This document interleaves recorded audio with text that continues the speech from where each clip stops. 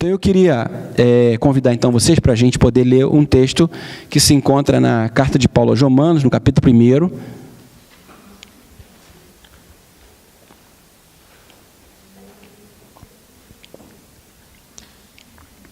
Um texto muito conhecido de todos nós, né? Que diz assim: pois não me envergonho do Evangelho, porque é o poder de Deus para a salvação de todo aquele que crê, primeiro do judeu e também do grego, visto que a justiça de Deus se revela no Evangelho, de fé em fé, como está escrito, o justo viverá por fé. Vamos fazer uma oração? Senhor Jesus, muito obrigado por estar aqui nesse lugar, obrigado pela receptividade, pelo carinho, obrigado pela extensão do corpo de Cristo que se encontra aqui em Basel, muito obrigado porque o teu reino tem se manifestado de diferentes lugares deste mundo, e eu quero te agradecer pelo privilégio de poder estar aqui nesta igreja, pelo carinho, pela forma como o teu Espírito Santo tem cuidado de todas as coisas. Eu quero te pedir, Senhor, em nome de Jesus, que a tua palavra possa de alguma forma encher o nosso coração. Senhor Jesus Cristo, eu te peço em nome de Jesus que essa palavra possa aquecer a nossa alma, que ela que é tão conhecida, que ela é tão conhecida por todos nós, possa nos trazer coisas novas, Senhor. Mova o nosso coração nessa tarde, nessa noite, encha-nos da tua presença, que a gente possa sair daqui, Senhor, com um coração tão cheio desse Espírito, desse poder do Evangelho, a fim de que a gente possa proclamar aonde quer que estejamos esse poder que está por trás do Evangelho de Cristo. Em teu nome, Jesus. Amém. Eu sempre li esse texto durante todos esses anos, mas eu nunca, talvez, percebi a profundidade que há nesse texto depois desses 2 anos que eu vim morando aqui, morando na Áustria, né? Com os desafios, com tudo aquilo que a gente teve que passar ao longo desse tempo. Talvez nesses 20 anos de ministério pastoral, nesses 2 últimos anos, esse texto trouxe um significado diferente para o meu coração. Quando eu cheguei aqui na Áustria para morar, né, eu já tinha vindo algumas vezes por conta do nosso relacionamento, visitando as familiares da Marieta, as pessoas da igreja. Eu pude perceber um pouco do desafio que é o Evangelho, especificamente na cidade de Salzburgo, na Áustria. E quando eu vim para a Áustria, eu fiquei pensando como que seria desafiador falar do Evangelho num país, ou melhor, num país onde a gente vive um monte de influências de diferentes formas.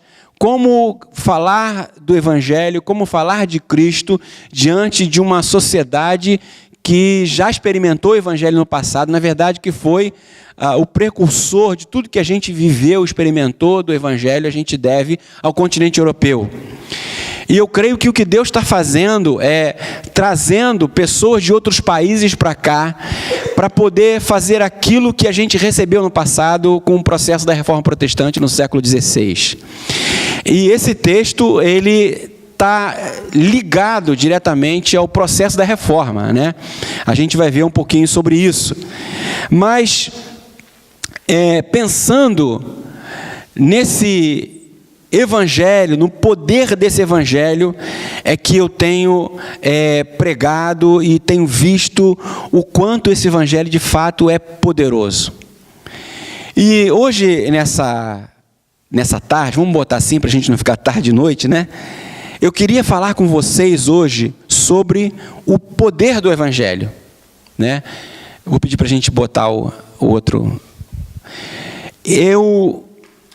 Nós acreditamos que o Evangelho é poderoso, eu não tenho dúvida, a nossa vida é uma realidade de que o Evangelho é poderoso, por conta de tudo que a gente já viveu, por toda a nossa história. Mas talvez a gente não tenha dado-se conta do quanto de fato o Evangelho é poderoso. E é muito interessante, porque a pergunta que a gente precisa se fazer é por que Paulo disse que o Evangelho é poderoso. Não me envergonhe do Evangelho, porque o Evangelho é poder de Deus.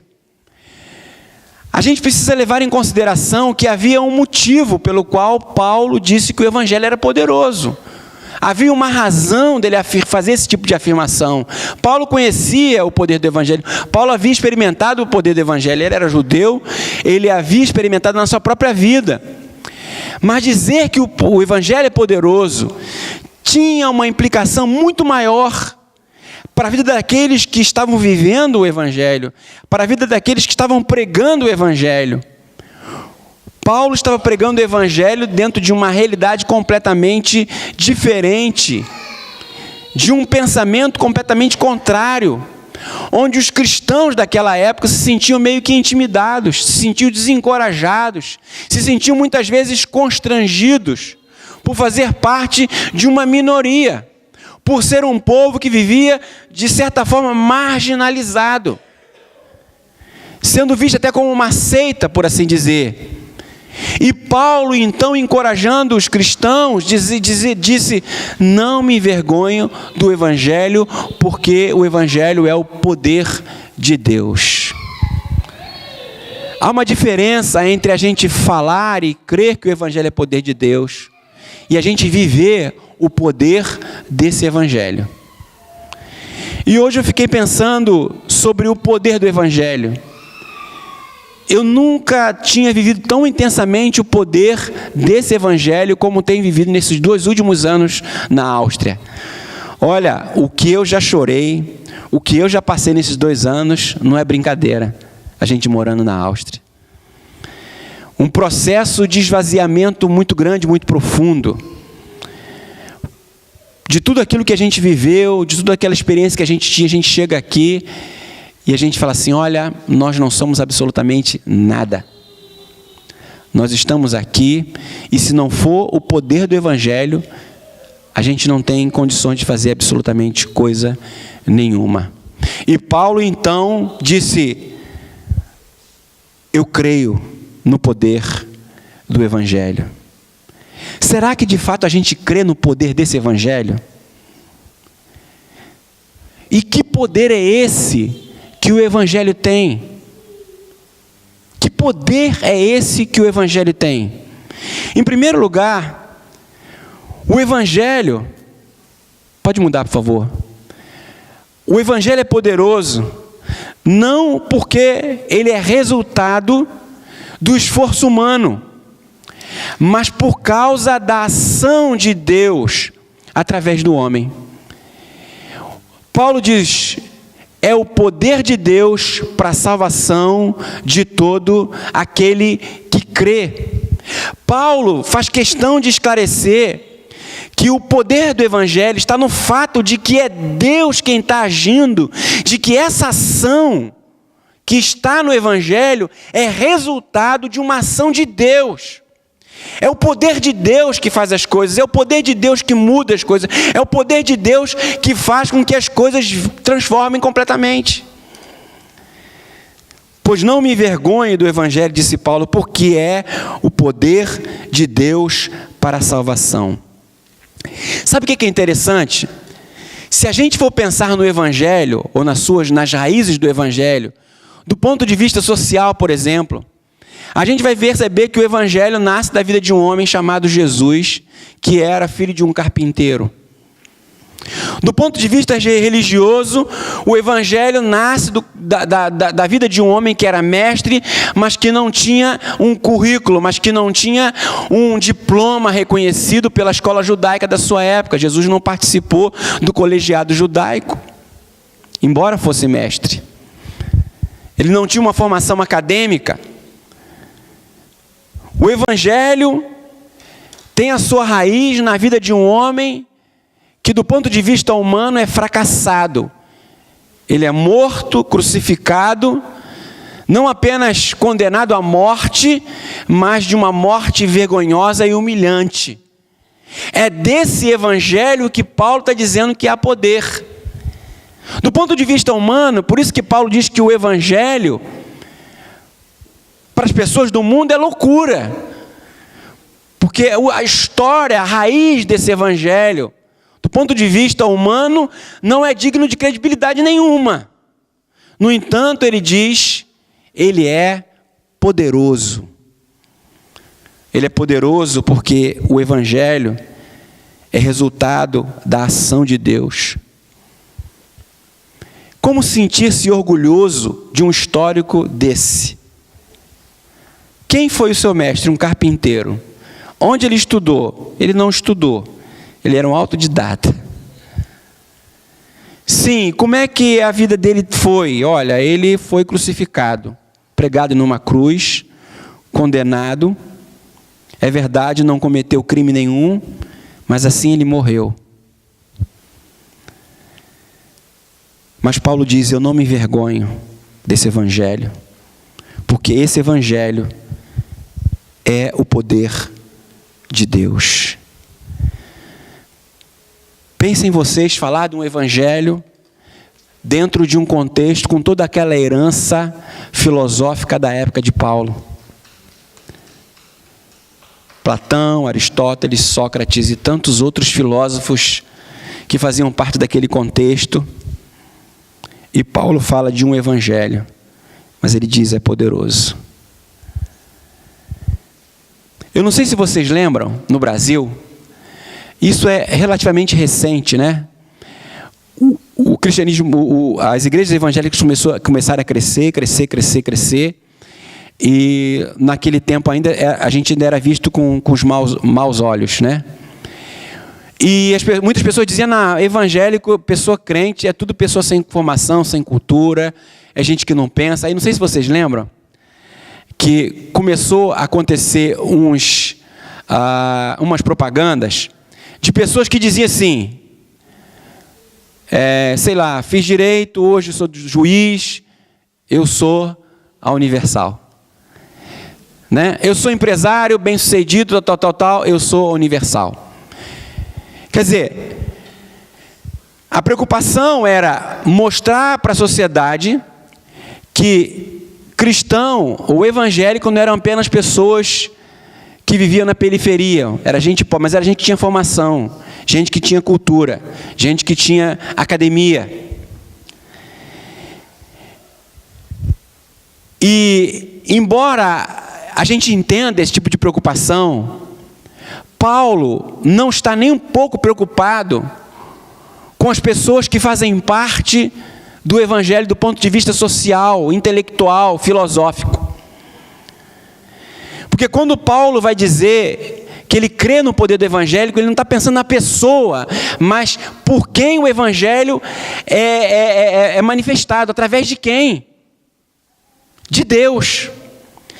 E o próprio Paulo vai dizer que a nossa vocação, ele fala assim: reparai, pois, na vossa vocação, visto que não foram chamados muitos sábios segundo a carne, nem muitos de nobre nascimento. Pelo contrário, Deus escolheu as coisas loucas, as coisas fracas, as que não são, para reduzir a nada as que são.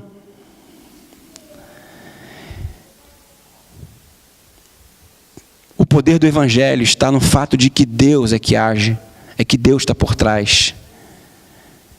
É Deus que faz as coisas acontecerem.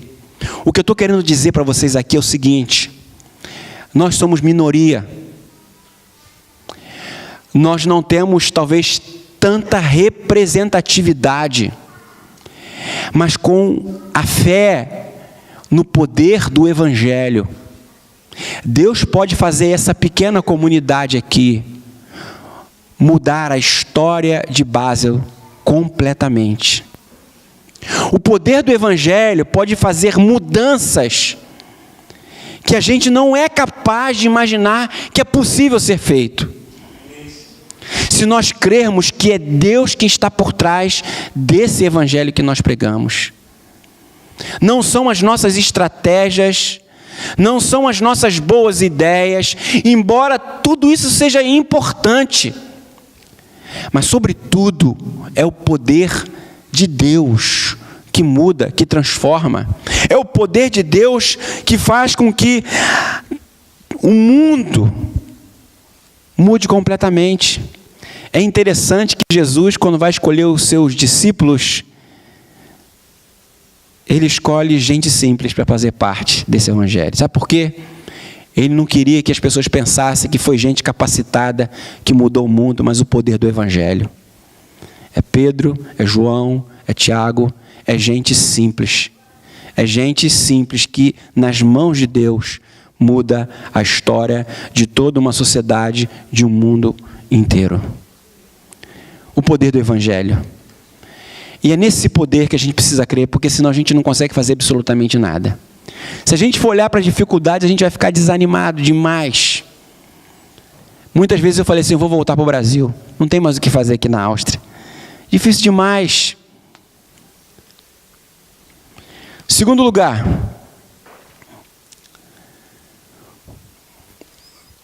pode pôr, por favor.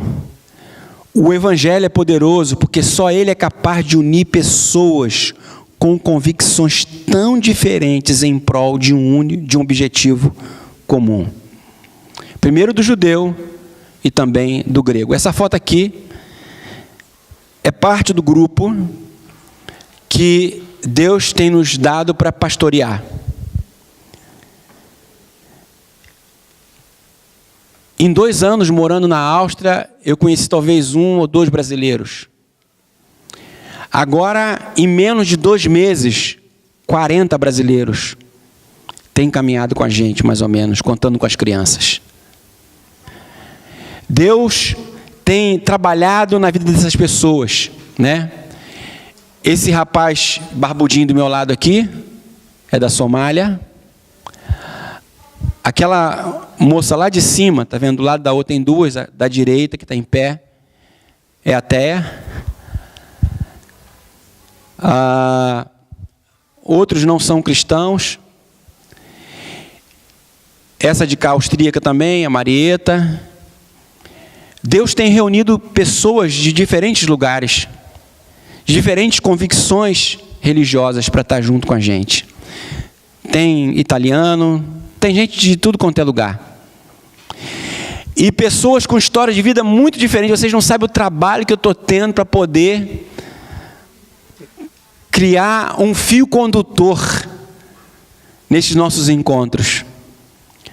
Porque muitos são convertidos, né? E eles têm uma carga religiosa muito grande. E para você unir em prol de um único caminho é muito difícil. Mas falar de Jesus, falar do Evangelho, é o fio condutor ideal para poder unir essas pessoas. Essa pessoa, essa menina que eu falei para vocês que é até, ela falou, olha, eu realmente não creio em Deus. Inclusive eu marquei um dia para a gente fazer um almoço com a família dela e tal, o marido dela é austríaco. Ela disse para mim assim, olha, a gente pode ir tranquilo, desde que você não fale de religião na nossa casa, de maneira nenhuma. Mas ela não perdeu um encontro nosso. E eu prego o Evangelho sempre. Ela disse para mim assim, olha, esses encontros me trazem muita paz. Eu penso diferente, mas é bom, né? Ela usa uma expressão para falar comigo que a gente sabe traduzir. Ela fala assim, poxa, você fala com tanta sabedoria. Não, é o poder do Evangelho. Porque eu prego o Evangelho. E é interessante como que o Espírito Santo agrega essas pessoas. Tem outras pessoas que são espíritas. Tem gente que é kardecista mesmo. Reúne com a gente. Recentemente, agora antes de vir para cá, tem uma moça que veio do Brasil, que é do Teatro Municipal do Rio de Janeiro, que vai reunir com a gente também. Eu nem a conheço, recebi agora, a gente criou um grupo pelo WhatsApp, alguém adicionou, ela vai fazer parte do teatro de Salzburg, lá com bailarina, veio do Teatro Municipal do Rio de Janeiro, vai pertencer ao grupo lá, vai ficar durante um tempo estudando, alguma coisa do tipo, na verdade eu não sei muito nada sobre ela. Mas o que Paulo está dizendo aqui é o seguinte, ele pega os judeus e pega os gregos, né? 2 povos de pensamentos completamente diferentes. Do ponto de vista religioso, filosófico, são povos completamente diferentes. O judeu, que tem uma fé num Deus único, pensamento monoteísta. Os gregos, que politeístas. E judeu com pensamento mais concreto, grego mais abstrato, gente de diferente história de vida, mas que Paulo diz, o evangelho une tanto judeu quanto grego, une tanto brasileiro como austríaco, tanto africano, quem quer que seja, o evangelho tem poder de unir essas pessoas em prol de um único objetivo, que é Cristo. Há pouco tempo atrás, estava na minha casa, eu estava fazendo um discipulado com um rapaz que era muçulmano do Afeganistão. E vocês imaginam fazendo discipulado em alemão. Veja o desafio, fazendo um discipulado para um cara do Afeganistão em alemão. É muito poder. Só o poder do evangelho para fazer isso. Só o poder do evangelho. E a gente sentando, conversando sobre tudo aquilo que Jesus fez. Só o evangelho vai além das fronteiras. O evangelho é cultural porque ele é revelado à humanidade dentro do seu próprio contexto histórico. O evangelho é supracultural, pois ele define e explica uma cultura.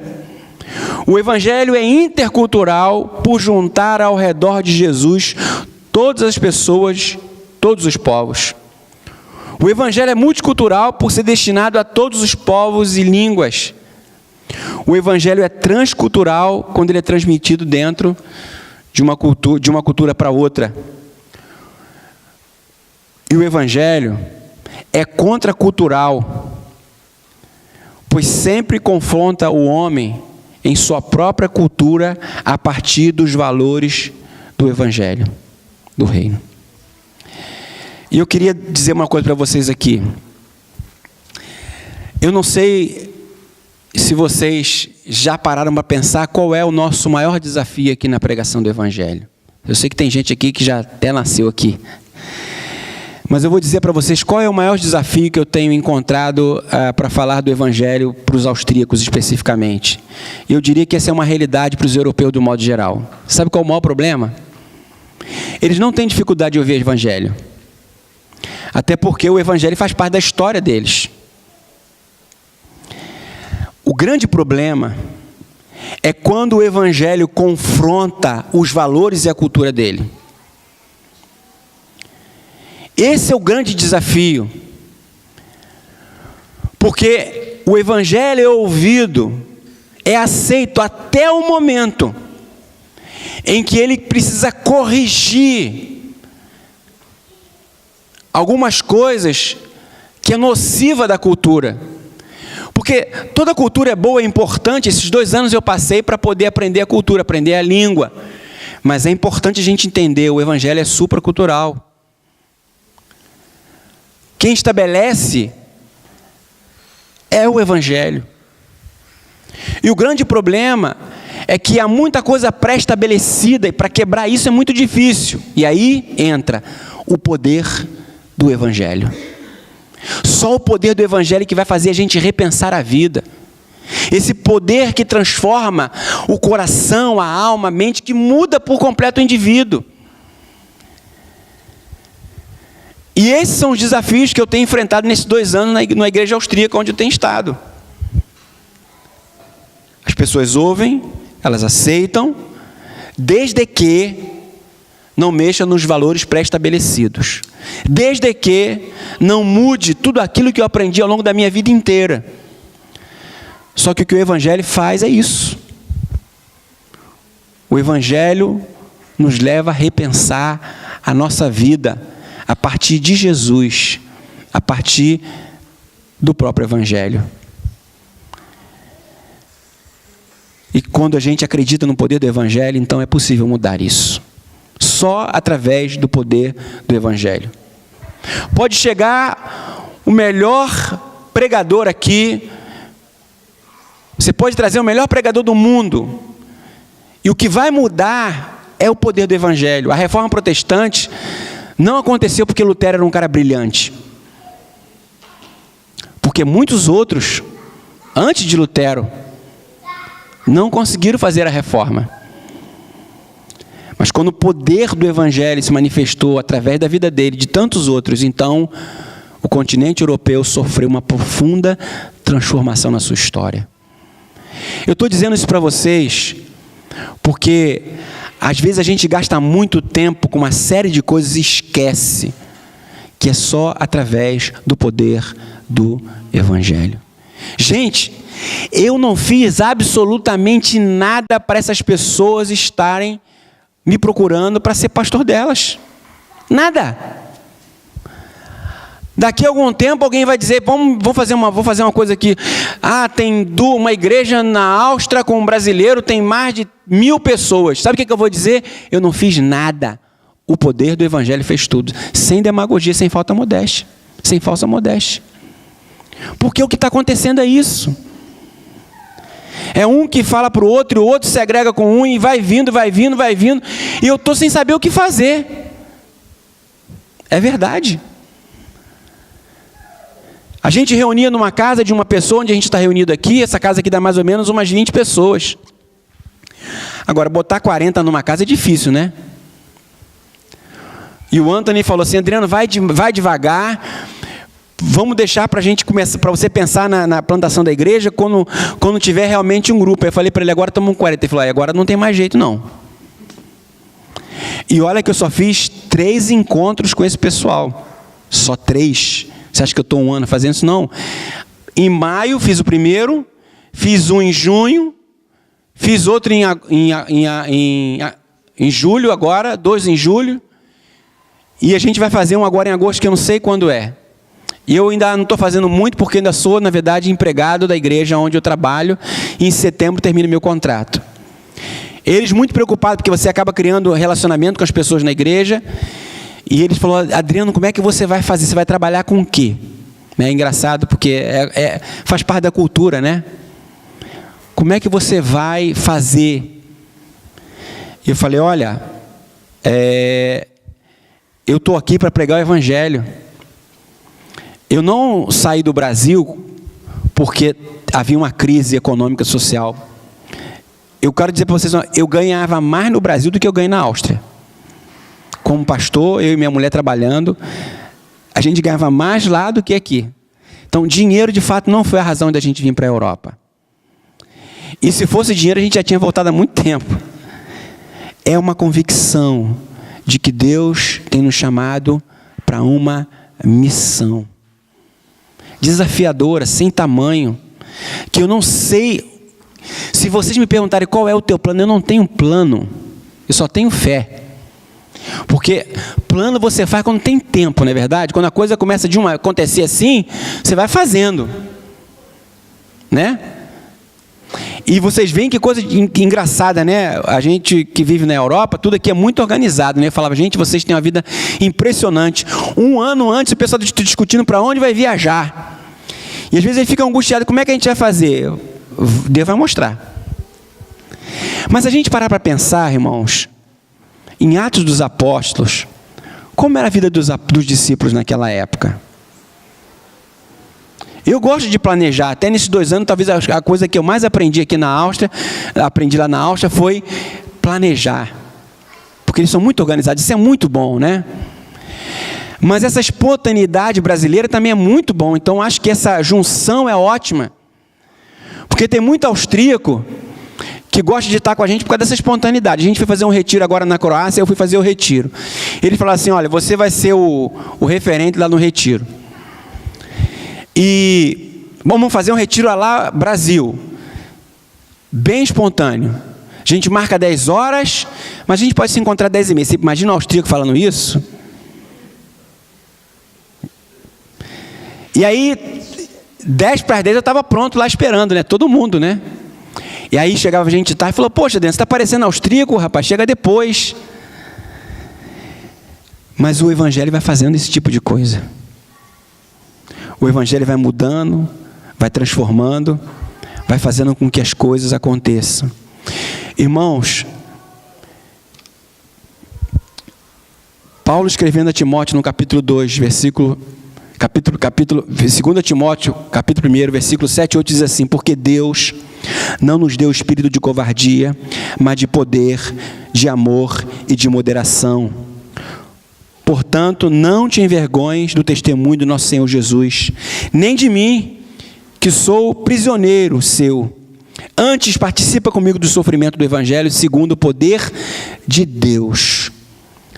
Olha, se a gente não quiser viver esse Evangelho pelo poder do Evangelho, a gente está perdido. A chance é zero. Em terceiro e último lugar, o Evangelho é poderoso porque só através dele o homem que antes estava condenado pode ser declarado justo diante de Deus. Visto que a justiça de Deus se revela no Evangelho de fé em fé, como está escrito, o justo viverá por fé. O que isso significa? A justiça de Deus se manifesta do Evangelho.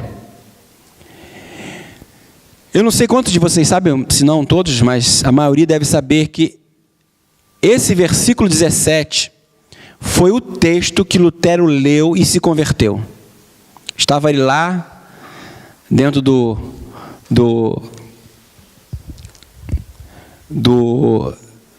ele era monge agostiniano, estava orando e pegou a Bíblia, leu esse texto. Esse texto abriu os olhos dele. Esse texto startou o processo da reforma protestante no continente europeu. Até então, a justiça era retributiva, ou seja, o que se pregava é que a gente era justificado pelas obras que a gente fazia, ou seja, você fazia a obra, Deus então justificava por cada obra. Essa era a pregação. E aí Lutero lê que a justificação não é mais pelas obras, mas é pela fé. Pela graça mediante a fé. E ele então começa a ver o quanto esse evangelho de fato é poderoso. E o que a gente percebe aqui é que esse texto está dizendo para nós que só o evangelho pode pegar alguém que não tinha a menor possibilidade de vida e viver uma história de vida completamente diferente. Que todo homem, que todos nós, sem o poder do evangelho, sem o evangelho, a gente está condenado. A gente é justificado em Cristo, e esse evangelho, por causa do evangelho, nós nos tornamos justos diante de Deus, pela fé. E aí, é importante a gente pensar numa coisa. Lutero era um homem piedoso, sempre foi. Mas Lutero tem uma experiência com Cristo quando lê Romanos, capítulo 1, versículo 17. Porque há uma diferença entre ser quente e nascer de novo. Nascer de novo é aquilo que Jesus disse para Nicodemos em João 3. Quando Nicodemos vai procurar Jesus e pergunta para ele: como eu faço para entrar no reino dos céus? E Jesus disse: importa-vos nascer de novo, porque quem não nascer da água e do Espírito não pode entrar no reino dos céus. Durante esses 2 anos que eu tenho estado numa igreja austríaca, eu tenho tentado falar sobre isso. Há muita gente que está na igreja há muitos anos, mas que de fato não nasceu de novo. Não é uma nova criatura. E como eu sei que alguém nasceu de novo?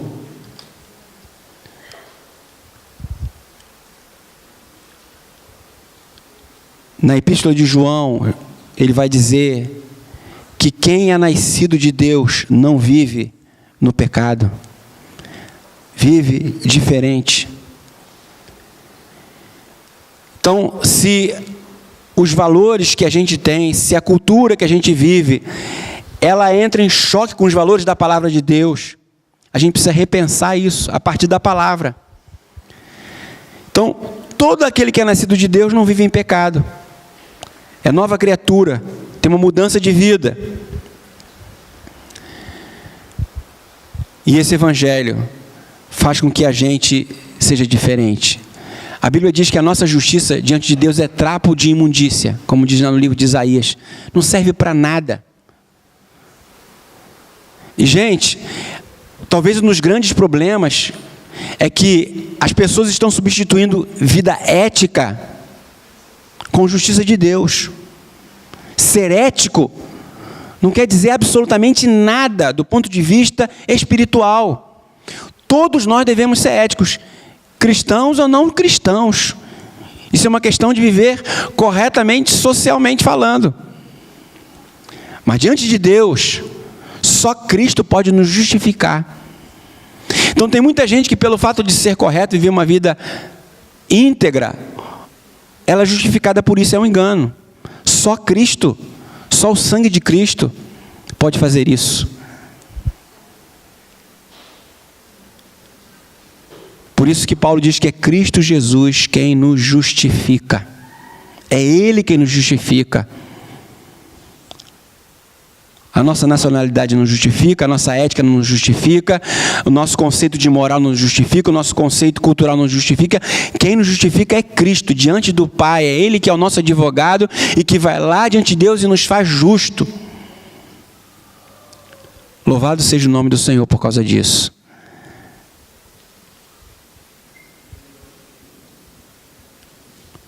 Eu queria concluir aqui, acho que já falei mais do que devia,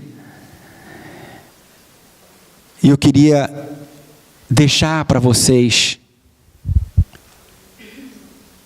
essa palavra, o poder do Evangelho.